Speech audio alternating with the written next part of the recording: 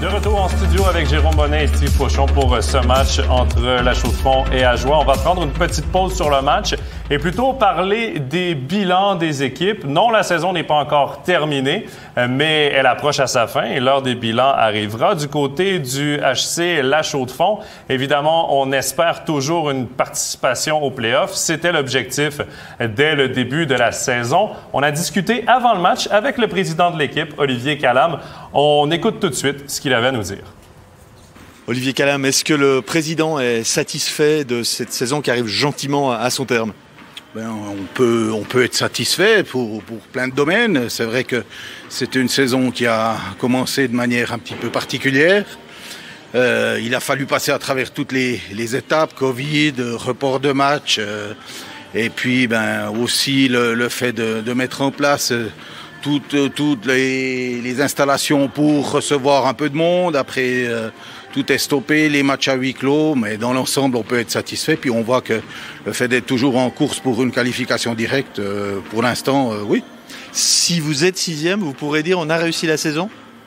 Alors, on a réussi le premier objectif.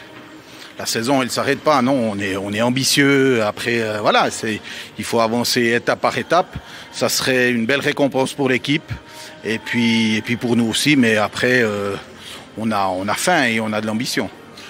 Le HC La Chaux-de-Fonds qui actuellement compte sur sa collaboration avec le HC Bienne pour grandir, pour passer le cap.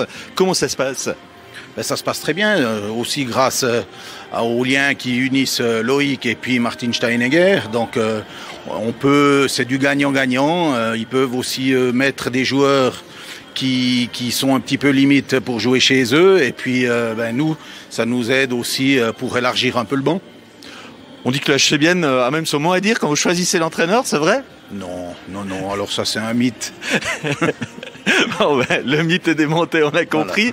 Voilà. La patinoire, c'est un projet de rénovation depuis maintenant quelques temps. Est-ce que ça avance? Est-ce que c'est compliqué? Comment ça se passe? Alors ça se précise puisque très prochainement le crédit d'études va passer au Conseil général de la ville de la Chaux-de-Fonds. Donc on espère que le résultat sera positif. Et puis après, si ce crédit d'études est validé, on va directement pouvoir démarrer sur le projet en lui-même. Et puis on a vraiment envie de pouvoir mener ce projet à bout. L'outil dont vous avez besoin pour l'avenir? Oui, très clairement. Et c'est pas que le hockey, c'est le sport de glace en général. Donc on se fait aussi les ambassadeurs du sport de glace parce que il y a le patinage artistique, il y a d'autres clubs, Star Chaux-de-Fonds et notre mouvement junior aussi, c'est très important pour notre mouvement junior. Donc c'est vraiment un projet global pour le sport de glace à la Chaux-de-Fonds. Merci bien, bonne fin de saison. Merci. Plusieurs choses intéressantes dans ce que nous dit Olivier Calam. On va tout de suite commencer peut-être avec les résultats de la saison. Steve, il dit que la première étape, c'est de la qualification au play-off, un top 6. Mais mine de rien, la Chaux-de-Fonds risque quand même d'être dans les pré-playoffs. Est-ce qu'un top 6, c'est assez comme objectif pour cette équipe-là? Aussi, on aurait dû viser plus haut. Alors je pense qu'en début de saison, c'est clair, ils ne savaient pas quellement maintenant, avec les licences B qui à être à disposition. Donc ils se sont montrés un petit peu... on essaie de faire les playoffs. Après, tout au long de la saison, on a vu les apports et chaque fois les line-up que le Chaux-de-Fonds avait, je veux dire, ça correspond aux objectifs qu'ils doivent avoir. Je pense que c'est une équipe qui peut, on le voit, c'est très très serré entre la 5e et la 8e place. Chaux-de-Fonds peut logiquement et encore maintenant viser cette 5e place. Il ne faudrait pas se gêner parce que je crois qu'elle a elle a vraiment une équipe qui est capable d'arriver là. Je pense qu'au début, on s'est montré un petit peu respectueux parce qu'on ne savait pas trop comment ça allait se passer. Mais maintenant, je pense qu'on peut se montrer d'avoir des bons objectifs. Jérôme, vous avez tous les deux joué pour la Chaux-de-Fonds, une nouvelle patinoire. Est-ce que c'est vital? Est-ce que c'est important pour ce club? Oui, et on parle d'une rénovation. Ici, ce n'est pas une toute nouvelle patinoire, mais des rénovations, on en a vu quelques-unes en Suisse et il y a des très belles choses qui se sont faites. Je pense que c'est bien assez pour la Chaux-de-Fonds. Et moi, j'ai eu une discussion il n'y a pas longtemps avec M. Calam. Je sais qu'ils savent faire sur passablement de dossiers extrasportifs, aussi au niveau du marketing, de la digitalisation. Il y a plein de choses qui se mettent en place. J'espère que ça va redynamiser un petit peu l'ensemble de ce club. J'ai envie de dire, au niveau extra-sportif, il y a énormément de choses qui se sont faites. Maintenant, on attend aussi au niveau sportif quelque chose d'assez concret. et à voir dans quelle direction se dirige cette équipe, en tout cas jusqu'à 2025 avec la nouvelle enceinte. Mais le HC La Chaux-de-Fonds qui quand même peut regarder, par exemple, Fribourg-Gotteron ou le HC Ajoie, qui eux ont fait des rénovations de leur patinoire et qui ont vraiment maintenant de très belles installations. On va se concentrer sur le HC Ajoie qui connaît une saison exceptionnelle. On en a profité pour parler avec le journaliste de radio RFJ, Mathieu Schaffner, pour avoir un peu sa vision de cette saison du HC Ajoie. On l'écoute tout de suite. Mathieu, on arrive gentiment au bout du championnat régulier. Toi, tu as suivi toute la saison du HC Ajoie. Quels sont les faits marquants depuis le début de la saison que tu as retenus ? Je crois qu'il y a déjà cet entame de championnat qui a été assez compliqué quand même pour Ajoie avec l'enchaînement de matchs à l'extérieur, la rénovation de la patinoire en parallèle et puis après ce deuxième enchaînement suite à la deuxième quarantaine avec 20 matchs en 38 jours, c'est absolument démentiel et puis de voir Ajoie à 3 matchs de la fin jouer encore la première place avec ces deux faits-là, ça montre que le HCA fait un championnat qu'on peut qualifier d'assez exceptionnel quand même. Ouais, je crois que tu laisses entendre qu'il y a beaucoup plus de positifs que de négatifs. Quelles sont vraiment les choses que tu pourrais mettre en avant sur cette saison, qu'on pourrait pointer du doigt comme les choses particulièrement positives ? Dans le particulièrement positif, il y a une nouvelle fois la production des étrangers. Il y a la progression générale au niveau du jeu, je trouve, avec les arrivées d'Anthony Rouillet, de Daniel Hagemann qui ont fait énormément de bien. On voit un HCA encore plus offensif avec des défenseurs qui viennent vraiment jouer presque un rôle de 4e attaquant sur la glace. Et il y a de la continuité dans l'effectif, ça se ressent. Et puis au niveau offensif, je crois que la percée d'un Thibaut Frossard, par exemple, l'arrivée de Lars Frey aussi, qui a pris une nouvelle dimension dans ce vestiaire-là. Et puis la percée quand même de quelques jeunes à l'image d'un Arnaud Schneck. C'est un petit clin d'œil ce soir ici à La Chaux-de-Fonds, mais qui montre de belles choses pour une première saison complète en Swiss League. C'est des éléments qui sont assez plaisants cette saison dans le vestiaire du HC Ajoie. À l'inverse, il y a quand même 2-3 petites choses plus décevantes. Ouais, il y a des joueurs qu'on attendait d'une façon un peu plus belle, si on peut le dire ainsi. Un Willy Hubert, par exemple, qui devait un peu confirmer, qui est par moments transcendant, mais plus souvent un peu transparent. C'est un peu plus compliqué de ce côté-là. Et il y a toujours un peu les blessures aussi, mais dans l'ensemble, il y a quand même beaucoup plus de positifs que de négatifs cette saison dans le vestiaire du HC Ajoie. Le HC Ajoie qui ose parler National League, est-ce que ce serait vraiment rendre un service au club d'être promu en première division? C'est la question au piège. Moi, j'ai pas le sentiment que ça serait un gros service au club. Franchement, ça me ferait un peu peur de voir le HC Ajoie monter. Après, s'il le fait, je sais que les dirigeants ont la tête sur les épaules et que ça serait un choix mûrement réfléchi. Mais j'ai plutôt le sentiment que ça serait un cadeau empoisonné dans la situation économique qu'on connaît, avec l'absence de public.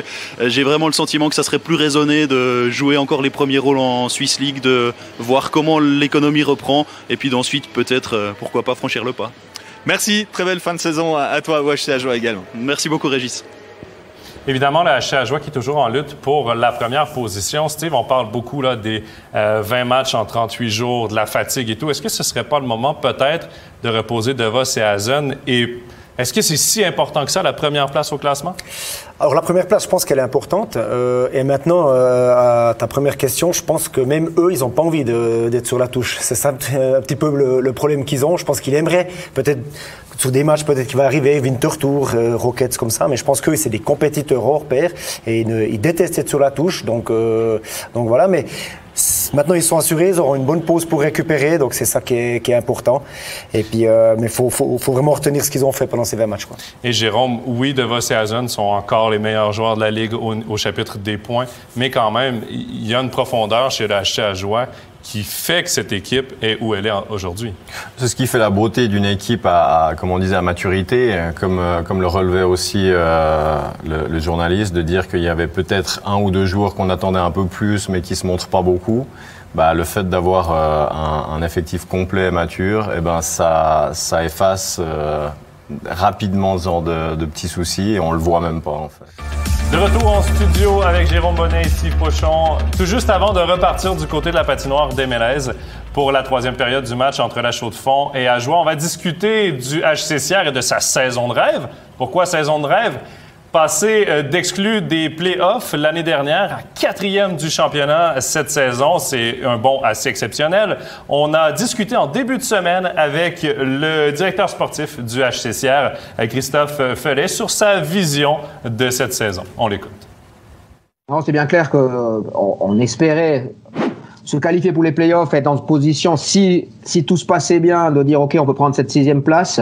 Mais franchement, d'être aussi vite qualifié, puis d'arriver peut-être, on croise les doigts parce qu'on n'est encore pas à la fin, mais de pouvoir rester sur la 4e place, ouais, c'est quelque chose qui était en tout cas pas prévu et puis qui est incroyable effectivement.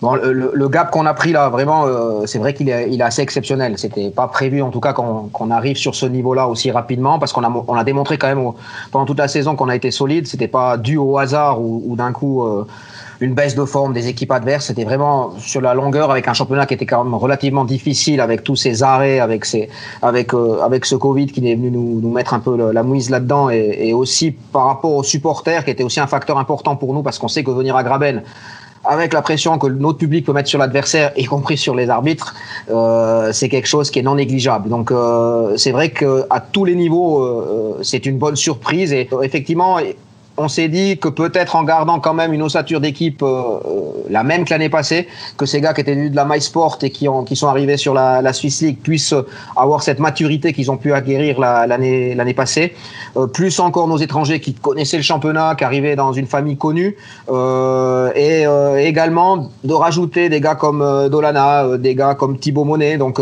de mettre une certaine assise et une profondeur qu'on n'avait pas nécessairement sur nos 2 premiers blocs, d'avoir un 3e bloc avec de l'expérience, un 4e avec des jeunes, d'avoir un coach aussi comme Dani qui est déjà dans le coup avec cette équipe, qui avait pas trop de modifications, le système était connu, donc il y avait beaucoup de choses qui nous donnaient des signaux en tout cas de dire est-ce que la continuité va payer ou faut tout remettre en question, et là on s'est dit vraiment ouais, je pense qu'il faut garder notre ligne, il faut continuer à avancer, et puis on voit que ça a porté ses fruits, et puis c'est clair que par rapport à ça, il y a encore l'encadrement. On n'était pas encore pro sur tous les niveaux, que ce soit au niveau de la préparation physique, au niveau de l'encadrement médical, où il y a des choses aussi qu'il fallait améliorer, puis qu'on a mis aussi l'accent là-dessus. Donc ça fait un packaging complet qui nous a permis d'obtenir ce résultat, qui est effectivement inespéré, mais les playoffs, pour nous, c'était le but d'être en playoffs, et puis là on y est, et puis même avant la fin du championnat.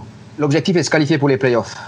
Du moment que tu es en playoff, ce serait stupide d'aller dire je veux faire juste bonne figure sur le premier tour. Donc on est comme j'ai dit des compétiteurs, et puis les gars, c'est tous des gars qui ont vraiment donné énormément de leur personne, parce qu'on sait qu'à Sierre tu viens en tout cas pas pour l'argent, ça c'est déjà une chose qui est sûre. Tu viens pour l'amour de ton sport, et puis essayer de t'aguerrir dans ce niveau-là, puis peut-être aller toucher le niveau supérieur. Donc ça veut dire que ces gars-là, ils veulent aller au bout. Et quand on parle d'aller au bout, c'est d'aller lever un trophée à la fin d'un playoff. Sinon ça donne pas de sens de dire je me qualifie pour les playoffs juste pour faire un tour ou bonne figure. À ce moment, on ne savait pas que le HC Sierre terminerait assurément 4e, là, mais si ça se concrétise, les Sierrois qui mènent 7-0 face à Winterthur ce soir et qui pourraient assurer cette 4e place, Jérôme, surpris de ce résultat des Sierrois? Surpris, oui, et je pense que personne ne les attendait vraiment à cette position. Après, lui-même l'a dit, il y a une certaine continuité dans ce qu'ils font. Et moi, ça me fait très plaisir pour cette région qui est une équipe, une région de hockey. Il y a une ferveur réelle dans cette ville. Et ils vont avoir, j'imagine, une très belle surprise une fois que les guichets vont rouvrir, parce que les gens vont se prendre d'amour un peu par cette équipe surprise. Et Steve, rapidement, on a battu des bonnes équipes tout au long de la saison du côté de Sierre. On termine 4e. Est-ce que ça monte les attentes? Est-ce que ça met un peu de pression sur cette équipe pour performer en play-off? Oui, alors j'espère me tromper, mais généralement, on a vu par expérience que le genre d'équipe qui arrive un petit peu trop vite, ils arrivent en play-off, puis tout d'un coup, il y a cette magie qui s'éteint, où il peut se passer... On a quand même beaucoup compté sur le premier bloc, et puis tout d'un coup, en play-off, on le voit, les forces en présence, ça joue très tactique, et puis des fois, il nous manque un peu cette profondeur, et surtout, j'espère qu'ils soient vraiment prêts à affronter ces play-offs, parce que ce sera l'équipe attendue et l'équipe à éliminer. Et est-ce qu'ils ont... eux, dans le vestiaire, qui sont capables de gérer cette pression-là, parce que ce sera l'équipe à éliminer.